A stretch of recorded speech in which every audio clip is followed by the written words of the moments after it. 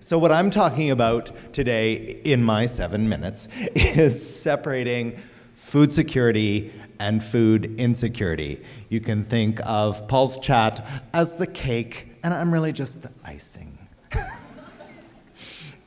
The thing is, I brought along three studies because the three of them additively kind of sum up everything that I want to talk about. The first is called The Wonderfulness of Children's Feeding Programs.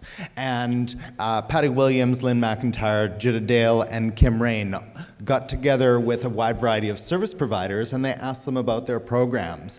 And without exception, everybody talked about the child feeding programs that they were in, using synonyms for the word wonderful. And what they question, their critical analysis of this, is that these programs are wonderful. They put food in bellies. The charitable food sector does an excellent job.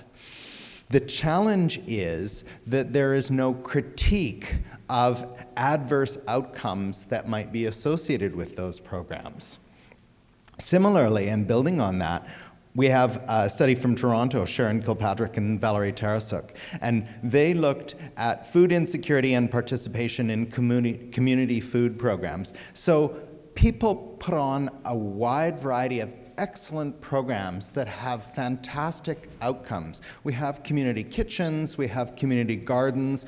All of these programs have great outcomes. They engage people, they may enhance skills that they already have, they may increase the amount of food that they have accessible to them. They may better their mental health. They may provide social connectedness. They do all kinds of fantastic things, but unfortunately what they don't do is fix food insecurity. As Paul said, food insecurity has to do with not having enough money for food. And the only thing that fixes food insecurity is having more money. When you look at people's participation in food programs, when you look at child feeding programs like the first study did, what they found was that 10% of moderately food insecure and 5% of severely food insecure people actually accessed child feeding programs. So people aren't accessing these excellent programs.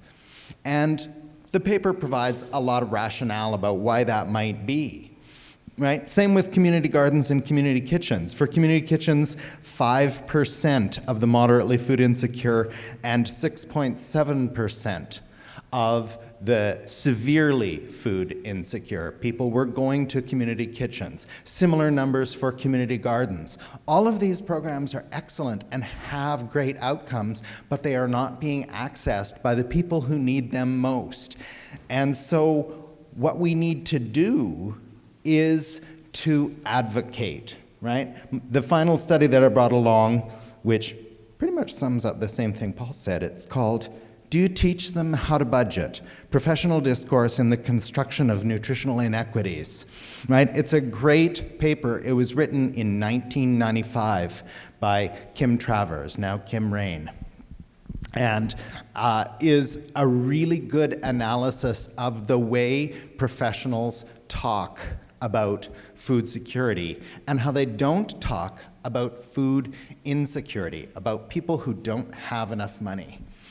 And so the key point that we need to remember is that food insecurity is an economic issue, and economic issues are not resolved by food.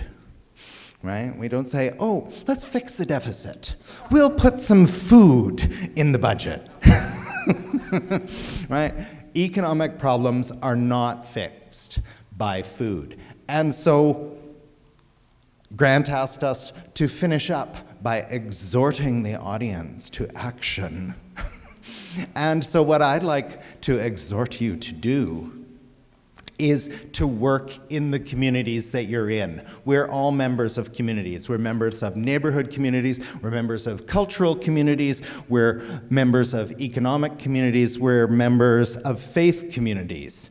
That many of us are taking action in the charitable food sector or in giving people a hand up, not a hand out, with the community gardens, community kitchens, right?